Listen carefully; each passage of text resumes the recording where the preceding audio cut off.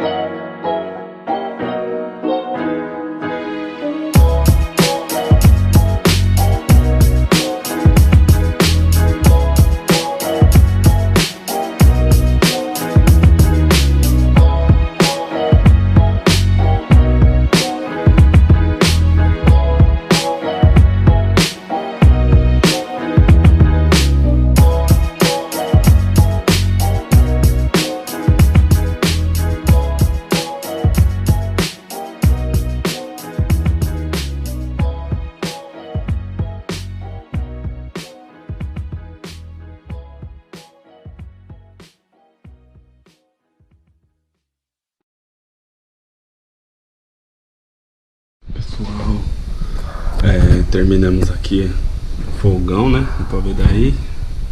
E a geladeira. Ficou show. Aqui a lateralzinha do fogão, né?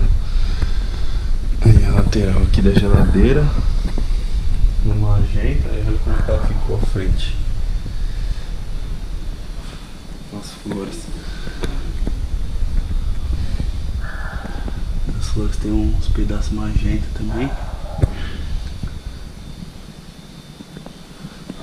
Em cima, laterais.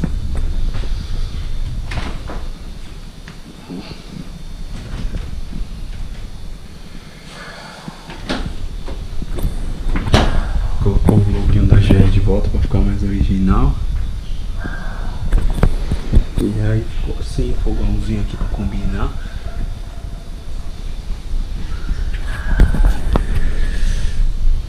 É isso aí, pessoal.